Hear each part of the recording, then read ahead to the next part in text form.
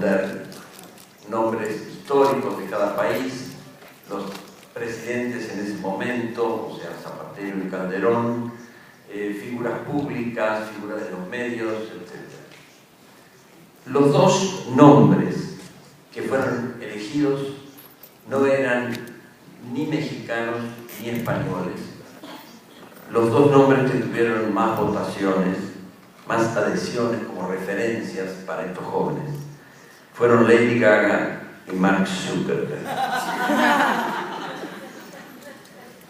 Cuando nuestras referencias no son de la historia nacional o latinoamericana principalmente, ni de los actuales líderes políticos o culturales del propio país, surge una vez más esa antigua pregunta: ¿a qué podemos llamar cultura latinoamericana o iberoamericana, etcétera, etcétera? La noción de identidad, que ha sido tan cuestionada por los estudios antropológicos y de otras ciencias sociales, sigue reivindicándose, sin embargo, en ciertos modos de representar su condición por parte de grupos, etnias y naciones. Por eso, aunque la literatura antropológica hace difícil ver con seriedad esa pregunta de la identidad, sobre la identidad, como casi una pregunta metafísica, no podemos descuidarla cuando hay todavía quienes mueren por ella. Pero sí es poco consistente hablar de una identidad brasileña, argentina, chilena o mexicana. Más difícil es trabajar con la noción de identidad latinoamericana. América Latina no es homogénea lingüísticamente, ni religiosamente, ni por otros rasgos que a veces han pretendido ser vistos como los definitorios compartidos por la mayor parte de la población. Los movimientos de resistencia india y los avances sociopolíticos ocurridos en las décadas recientes en Bolivia, Ecuador, Guatemala, México, etc., son interpretados por algunos agrupamientos sociales como recursos capaces de nutrir programas para el conjunto de las sociedades latinoamericanas. La vuelta a esa idea de que podríamos reemplazar a América Latina por Indoamérica. Pero la emergencia indígena no puede leerse como simple develamiento de sabidurías y modos de vida preglobalizados que mágicamente instalarían en el hueco dejado por la devastación neoliberal soluciones productivas y armonías comunitarias locales. La creciente presencia de los indios en las agendas políticas y culturales ocurre junto a procesos de reelaboración de sus tradiciones, migraciones desde los campos y selvas a las ciudades. En esos desplazamientos y reubicaciones de las culturas indias vemos convivir costumbres comunitarias junto con hábitos clientelares, reclamos de autonomía y liberación mezclados con machismos y otras jerarquías autoritarias. Las formas sociales y culturales mixtas resultantes están sirviendo en procesos contradictorios, en ciertos casos para impulsar rebeliones y luchas por la justicia, la defensa de la naturaleza y de sus formas comunitarias de organización, en otros casos para expandir el narcotráfico y otras violencias desintegradoras. Colombia, México y Perú son quizá los países donde esta ambivalencia es más compleja. Los propios grupos emergentes comprenden a menudo que la revalorización de las culturas locales no basta para encarar los nuevos desafíos de la globalización, ni para ocupar los vacíos dejados por el derrumbe de utopías modernistas y socializantes.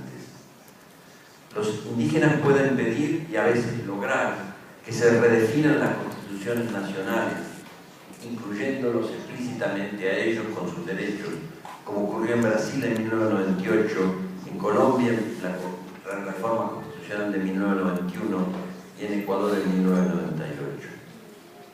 Es posible, como ha ocurrido ya con varios de estos estados, que otros también se declaren pluriculturales, que aliados remotos les den solidaridad a los indígenas por internet, como ha ocurrido con los zapatistas, chapanecos y muchos otros grupos. pero también descubren que los estados tienen poca capacidad de atender sus demandas y proteger eficazmente sus derechos. Entre otras razones, porque los estados han cedido capacidad de gestión de los derechos económicos, políticos, sociales a instancias fantasmales de carácter transnacional. ¿Cómo avanzar en la integración en estas condiciones? Varios países latinoamericanos, sobre todo los de mayor desarrollo, por ejemplo los incluidos en el Mercosur, así como Chile, Perú, Colombia y México, han intentado promover su inserción en los mercados globales a través de acuerdos de libre comercio en las últimas 2 décadas. ¿Qué le está sucediendo a la cultura en este proceso?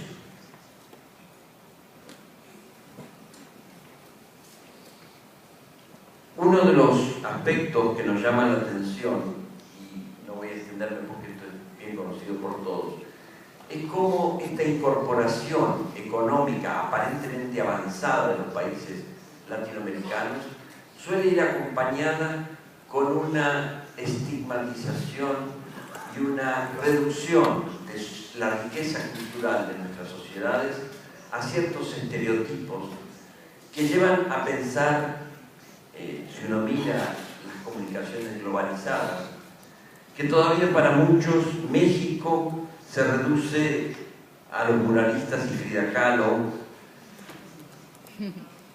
o que el melodrama o la riqueza del folclorismo urbano actual de ese país estaría suficientemente representada por películas como Danzón o Amores Perros, que son recortes de una parte de nuestras sociedades, así como ha ocurrido con Brasil, con Ciudad de Deseos y otras películas semejantes de gran resonancia internacional, o La Virgen de los Sicarios en relación con Colombia. Al mismo tiempo, ha habido acciones, no desde afuera de América Latina, sino de los propios países latinoamericanos, que han contribuido a estos estereotipos, a esta simplificación anecdótica de lo que hay en nuestras culturas. Y los tratados de libre comercio a los que nos referíamos no son una parte menor de este proceso.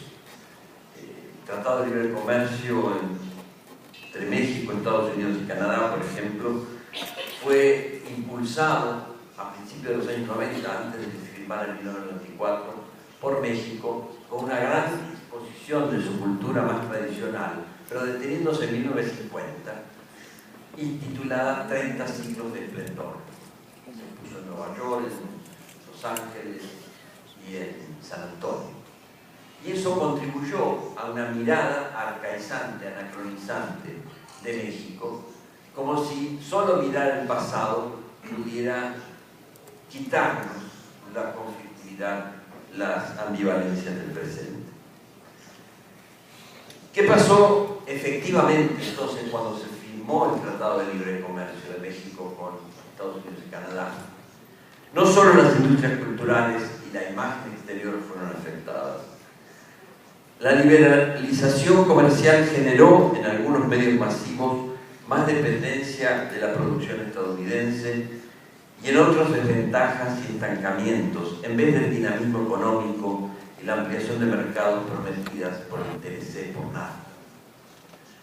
Los canadienses, que exceptuaron su cinematografía del tratado y destinaron más de 400 millones de dólares a promover su cine, produjeron en la década posterior a la aplicación del TLC de NAFTA un promedio de 60 largometrajes cada año.